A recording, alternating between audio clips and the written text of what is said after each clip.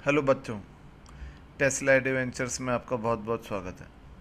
इस वीडियो में आज हम डिस्कस करेंगे कि अगर एक डिस्क को, जैसा आप ये देख सकते हैं एक डिस्क है, इस डिस्क को हम एक फ्लूइड की लेयर पे रख के रोटेट करा रहे हैं और फ्लूइड की जो लेयर है उसकी थिकनेस h है और डिस्क का रेडियस r है और हमने इसको इनिशियल वेलोसिटी ओमेगा नॉट दिया है, तो उसका ओमेगा किसी टाइम टी पर कितना होगा।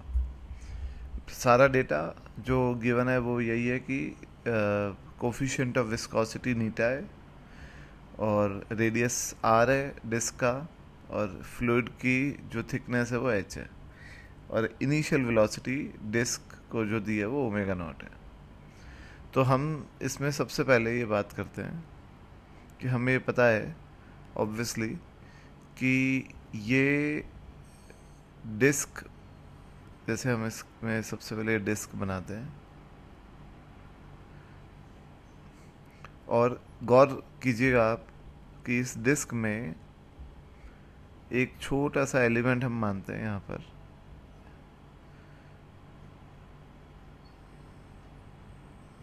ये हमने एक एलिमेंट अज्यूम किया और ये जो एलिमेंट है इसकी विड्थ हमने मानी, रेडियस हमने माना x और इसकी विड्थ मानी हमने dx। ठीक है बच्चों, तो किसी वक्त मान लीजिए कि एट टाइम t,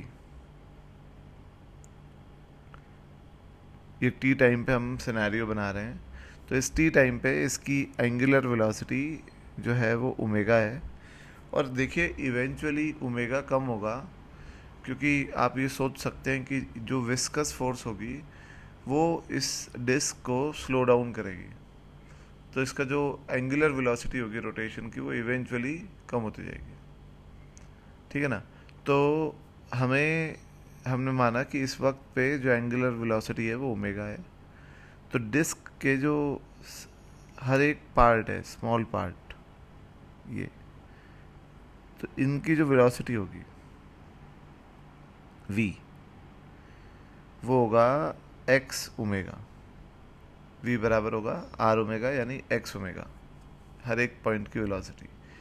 और इस पर जो विस्कस फोर्स लगेगी, तो विस्कस फोर्स जो होगा df, वो होगा, अगर हम विस्कस फोर्स की बात करें तो df होगा नीटा, अगर मैं मैग्नीट्यूड की बात कर रहा हूँ सिर्फ, तो नीटा इंटू एरिया। अब आप इस एलिमेंट का एरिया आप देखेंगे तो इसका एरिया होगा इसकी लेंथ इंटू इसकी विड्थ।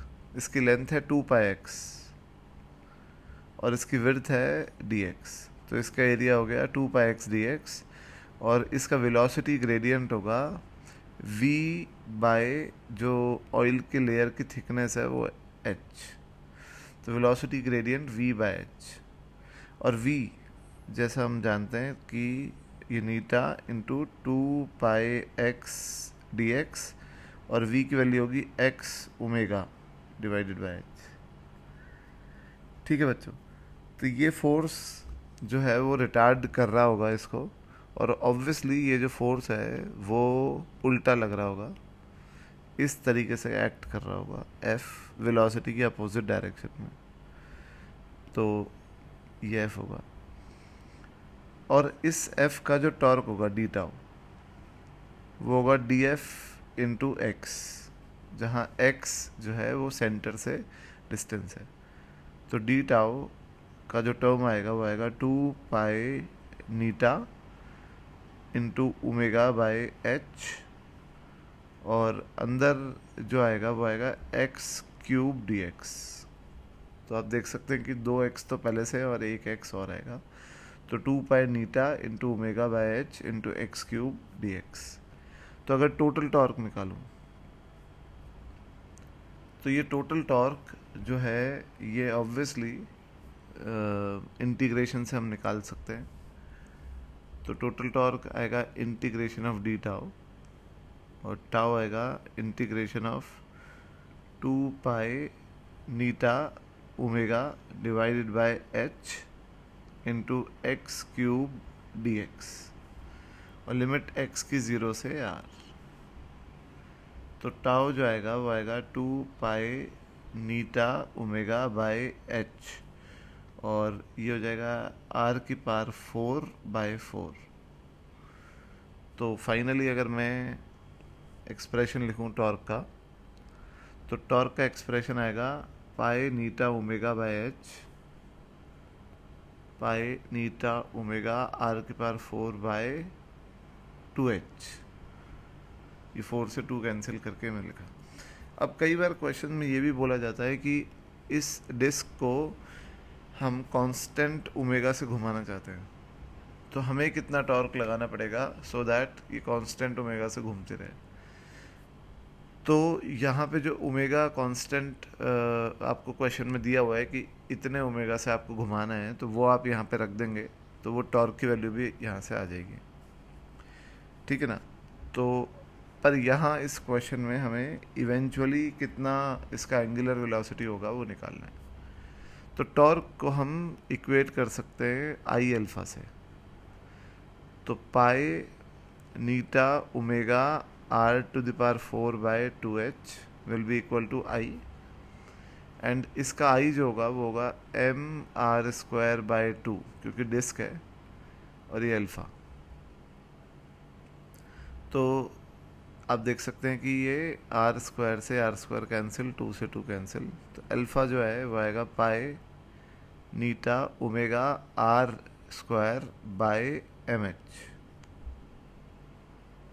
और ये अल्फ़ा वेरिएबल है क्योंकि ये ओमेगा पे डिपेंड कर रहा है, और ओमेगा वेरिएबल है, तो आप अल्फ़ा को D omega by D T लिख सकते हैं, और D omega by D T हो जाएगा पाई नीटा ओमेगा r²/mh, और यहाँ एक नेगेटिव और आएगा।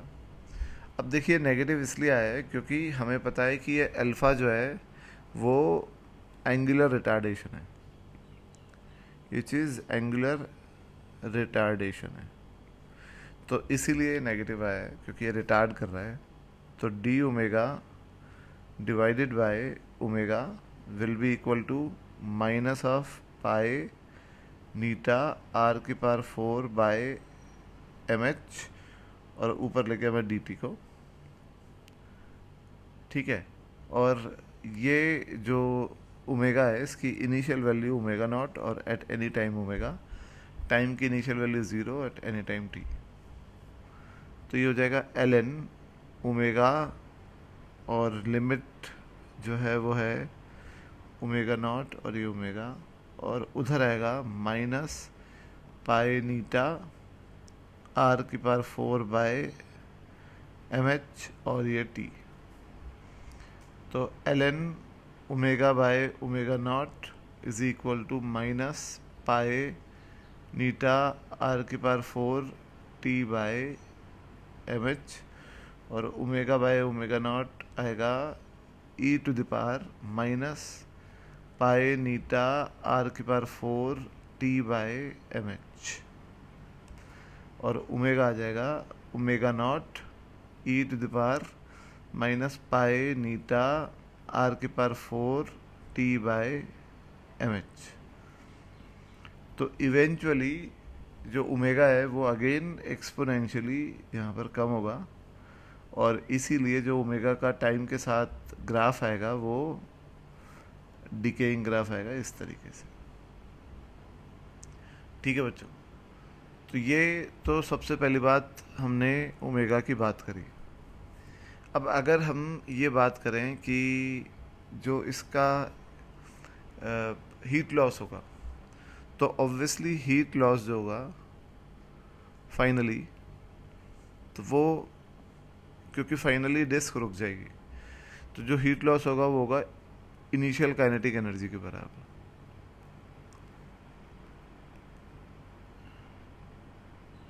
तो जो इनिशियल काइनेटिक एनर्जी है इनिशियली, वो इस हीट लॉस के बराबर होगा। तो देयरफॉर हीट लॉस जो होगा वो होगा half I omega naught square, और आई इनिशियली था mr²/2, और ये ओमेगा नॉट स्क्वायर। तो ये जो होगा ये टोटल हीट लॉस होगा। और अगर आपको हीट लॉस किसी टी टाइम पे निकालना है तो उसके लिए आपको जो पावर लॉस लिखना पड़ेगा, पावर लॉस, वो आपको लिखना पड़ेगा टॉर्क इनटू, जैसे आप एफ डॉट वी बोलते हैं पावर लॉस, तो यहाँ पे जो रिटार्डिंग टॉर्क है वो इनटू ओमेगा। और क्योंकि अपने को पता है कि रिटार्डिंग टॉर्क जो है वो ये है पाई नीटा ओमेगा आर की पावर 4/2h, तो पाई नीटा ओमेगा आर की पावर 4/mh इंटू ओमेगा, तो ये ओमेगा स्क्वायर हो गया। ठीक है, तो ये जो है ये पावर लॉस्ट हो गया। और ये आप देख सकते हैं कि वेरिएबल है, तो इसको आप dH/dt लिख दें। और जो ओमेगा की वैल्यू हमने ऑलरेडी निकाली है, ये ओमेगा की वैल्यू यहाँ पर रख करके आप इसे h को as a function of time भी कैलकुलेट कर सकते हैं इंटीग्रेशन करके। तो बच्चों ये जो था ये एक डिस्क के बारे में था कि जब डिस्क विस्कस फ्लूइड पर रोटेट करेगी तब क्या सिनेरियो होगा। तो नेक्स्ट वीडियो में हम ऐसे ही और कॉन्सेप्ट्स की बात करेंगे। Thank you.